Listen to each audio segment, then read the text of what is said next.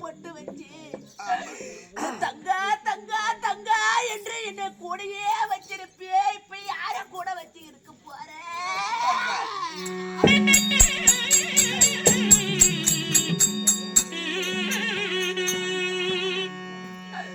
அடடா அடா அடடா பிறந்தீ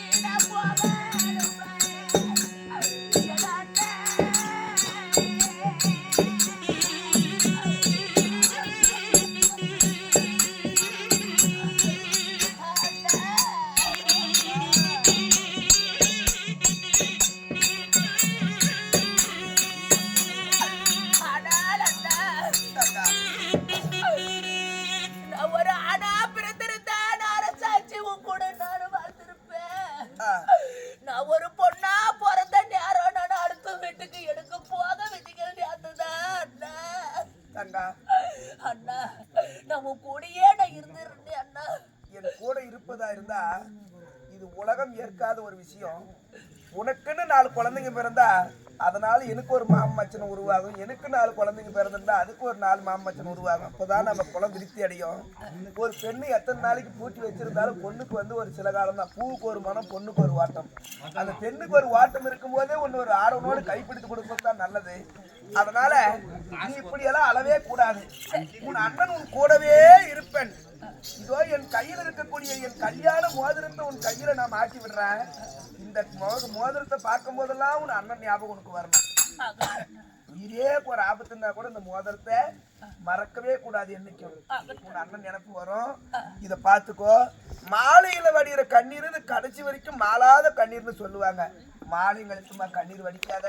நம்ம மாமா ஏதாவது தவறா நினைப்பார். நீ பதனமா போயிட்டு வாமா. ஆகட்டும். ஒரே பிள்ளைக்கு எல்லாம் செலவு பண்ணிட்டாக்கல, மற்ற பிள்ளைங்களும் இருக்குது. யாரும் நம்ம எடுக்கலப்பா. என்ன கொடுக்குறியா இல்லையா? அவங்களுக்கும் கொடுக்கணும், எல்லாருக்கும் செய்யணும். அது கொஞ்சம் பத்திரமா. ஏதோ நீ ஒரு 40 லட்சம் கொடுத்து சார் இது கொடுத்ததே பெரிய விஷயம். நானும் என்னுடைய நாட்டு மக்களை விட்டு வந்து 1 மாத காலம் ஆகிவிட்டது மாமா. ஆமா, அதாவது தங்கைக்கு புத்திமதியை சொல்லி அனுப்பிவிடு.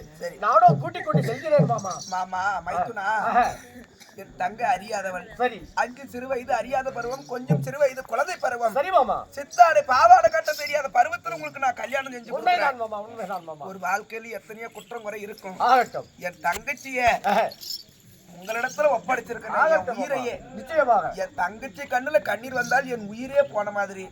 நீங்க தான் ஏத்து வழி நடத்து பாத்துக்கணும். ஒரு பொழுதும் உங்களுக்கு எந்த குறையும் வராது மாமா. அருமையாக வைத்துக் கொள்கிறேன். நீ அழ வேண்டாம். நீ இப்படியே இங்கே இருந்தா நீ அண்ணன் நம்ம கூட வரமாட்டான்னு சொல்லி அழுதுட்டே தான் இருப்ப. அதனால உன் அண்ணன் உங்கள் நாட்டு வரைக்கும் நான் உடனே பாதி தொலைவு வந்து உங்களை வழி அனுப்பி கொடுக்குறேன். நடந்து போகலாம். ஆகட்டும்.